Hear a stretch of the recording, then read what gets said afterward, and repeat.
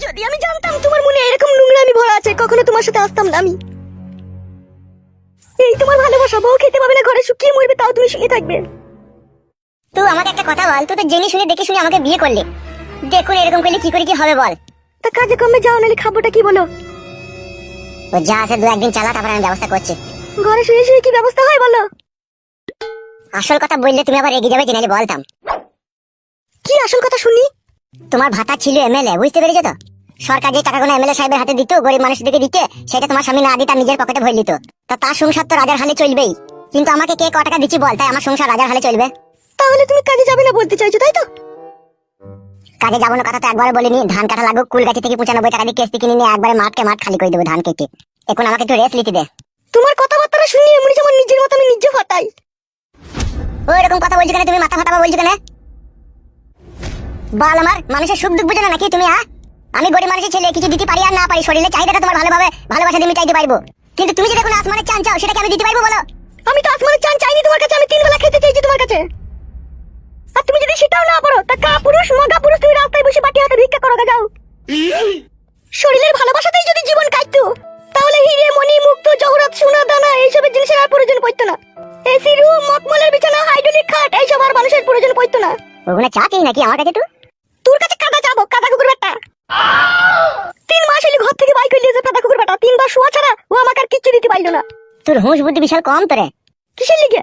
তুই যখন ভাতার বাড়িতে তোর ভাতারের কাছে ছিলি, তখন যে তোকে আমি ভালোবাসতাম, তা তখন তো তোর দুধও টিপতে পারতাম না, তোকে জড়িয়ে ধরতে পারতাম না, তোকে চুমু খেতে পারতাম না, তুই সায়ার কাপড় তুলি তোর ভিতরে হইতেও পারতাম না।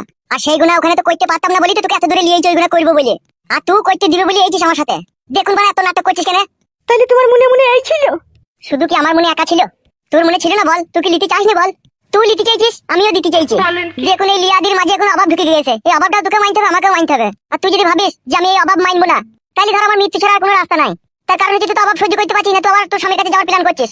তুই তোর স্বামীর কাছে চলে যাবি, আর তোর স্বামী তখন খই আছে, তোকে ভরার জন্য করে নিয়ে নেবে, তোকে আরাম করে ভরবে তোর স্বামী। আর তোর স্বামীর বুকের উপরে মাথা রেখে সব সত্যি কথা বলে দিবি তুই, যে ফুটু আমাকে নিজে নিজে ভালোবেসে পেঁচে ফেলে ঘর থেকে বাই করে নিয়ে গেছে, ওই যত অপরাধী, আমার কোনো দোষ নাই, আমি যেতে চাইনি, ওই আমাকে জোর করে নিয়ে গেছে। তুই তোর স্বামীর ঘরে থেকে যাবি, আমি আর আমাদের গ্রাম কোনোদিনও ঢুকতে পারবো না। ঢুকলি তো তোর স্বামী এমএলএ সাহেব আমাকে মার্ডার করে দেবে তার লোকজন দিয়ে। তাহলে তুইও আমাকে কেমন ভালোবেসেছিস তুই বুঝ, তুই আমার মৃত্যু চাচ্ছিস।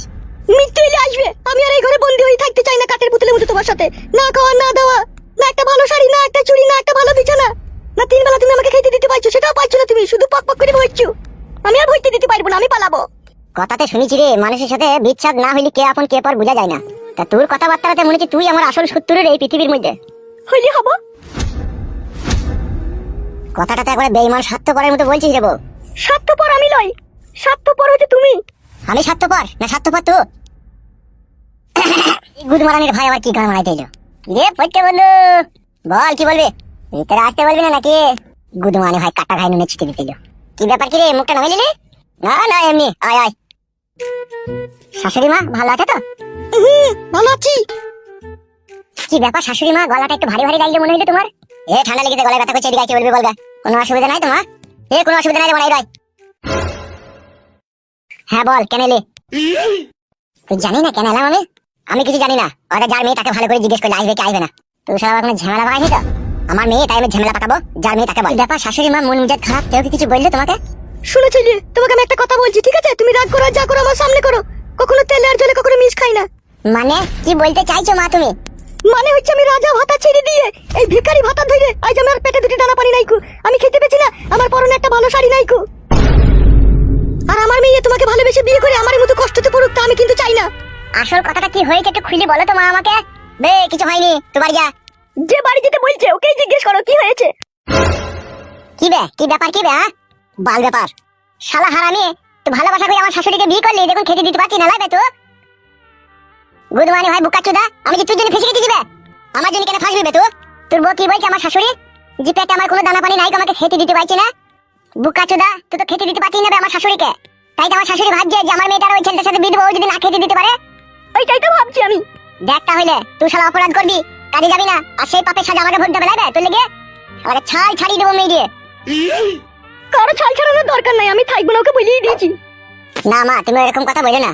আমি সংসারের জন্য 1000 টাকা দিয়ে গেছি ফটকিতে, ঠিক আছে? এই দুদিনে বাজার হাট করে রান্না বান্না করে খাও, আর তোমার মেয়েকে এখানে লিয়ে আনো মা। ও আমি বিয়ে করলে কোনো অসুবিধা হবে না, আমি তোমার মেয়েকে সুখেই রাখবো। আমার পোল্ট্রি মুরগির দোকান আছে মা, আমি বাজারে ডেলি 8 কেজি 10 কেজি বিক্রি করে মাংস বিক্রি করি মা। আমার সংসার আরামসে চলে যাবে, কোনো অসুবিধা হবে না। আর তুমি যখনই আমার বাড়ি বেড়াতে যাবা, গোটা গোটা মুরগির লেগ পিস করে তোমাকে পকোড়া করে খাওয়াবো মা। এ বড়া, সে যখন খাওয়াবি তখন খাওয়াবি, এখন ওইসব ঘাট পাকানোর কথা বাদ দে। এখন যা বাড়া এখানে বাড়ি যা। তোরা তো খাচ্ছি কেন বে? আমি আমার শাশুড়ি মাকে বলছি বে, বালমুখী তুই এখন বিয়ে হয়েছে, তোর সাথে কেন মারিস তো? হয়নি হবে, তুই বকি না, তুমি যে চরকায় তেল দে। আর আমার চরকায় তেল দিতে তোকে সব হারাই যাবে বলে দিচ্ছি আগে থেকে। মা, ও শাশুড়ি মা, কি বললো? এদিকে একবার ঘুরো মা। এই লাও মা, এই 1000 টাকাটা রাখো, একটু বাজার হাট করি আনো। আরো টাকা লাগলে আমি দেবো। লাও মা ধরো, আমি তোমার জামাই হয়ে দিচ্ছি। লাও মা ধরো, লাও লাও দিচ্ছি যখন লাও। লাও মা ধরো, সে নিজের জামাই দেওয়া যায়, নিজের ছেলে দেওয়া, সেই একই ব্যাপার। লাও মা ধরো ধরো। মা, বাজার থেকে চাল ডাল আলু পেঁয়াজ নিয়ে এসে, মুরগির মাংস ফাংস নিয়ে এসে রান্না করে খাও। হ্যাঁ মা, আর তোমার মেয়েকে একটু লিয়ে আনার চেষ্টা করো। হ্যাঁ মা, আমি বিয়ে করে নেবো আজকালের মধ্যে, তুমি আনলেই হবে। যা যা যা, সে আমি বুঝিয়ে বলবো তখন যা। আর খবরদার শাশুড়ির সাথে ঝগড়া অশান্তি করি না, ঠিক আছে? 1000 টাকা যেটা দিলাম ওটা বাজার হাট করে এসে খা, তারপর আমি আবার ব্যবস্থা করছি। মা, তাইলে আমি আসছি, এখন থাকো তাইলে। হ্যাঁ বেশ ঠিক আছে, যাও।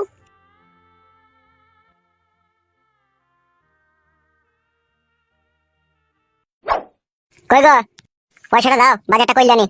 নিজে তো ইনকাম করার 1 পয়সা মরদ নাই, পরের পয়সা খেতে ভালো লাগবে তো? পরের পয়সা আবার কি? এ তো নিজের জামাইয়ের পয়সা, জামাইয়ের পয়সা খেলে কোনো অসুবিধা নাই।